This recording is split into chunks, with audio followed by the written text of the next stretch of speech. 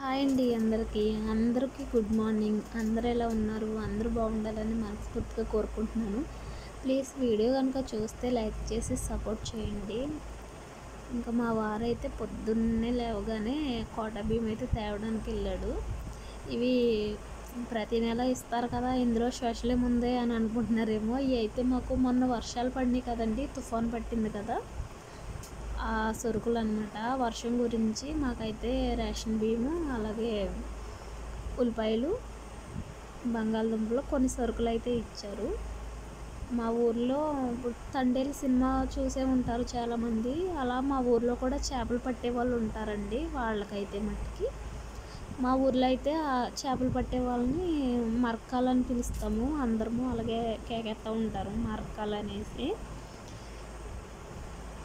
వాళ్ళకైతే కార్డుకి వచ్చి 50 కేజీలు ఇచ్చారు. మాకు మామూలుగా కూలి పనికి వెళ్ళే వాళ్ళకి అయితే కార్డుకి వచ్చి 10 కేజీలు ఇచ్చారు బియ్యం.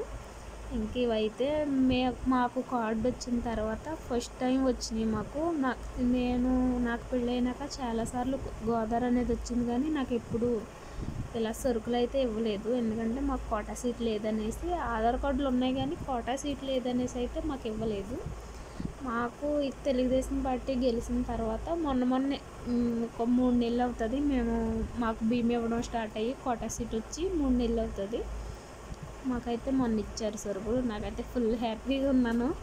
కొన్ని రోజులైతే ఏమి కొనక్కర్లేదు అనేసి. కానీ కార్డుకి వచ్చి ఒక్కరికే ఇచ్చారు ఇంటికి వచ్చి. అవి మా అత్తయ్య వాళ్ళు తీసుకుంటారో మాకు ఇస్తారో అనేది అయితే తెలియదు, కానీ మా ఆయన అయితే వెళ్ళి తెచ్చారు.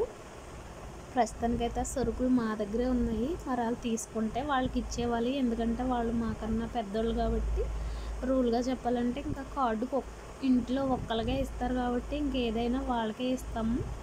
ఎప్పుడు గోదావరి వచ్చినప్పుడల్లా ఎప్పుడైనా ఏదైనా ఇవ్వాలి, డబ్బులు ఇవ్వాలి, ఏదైనా అన్నా ఇంటికి ఒక్కరికే అంటే ఎక్కువగా పెద్దవాళ్ళకే ఇచ్చేస్తారు ఎవరైనా.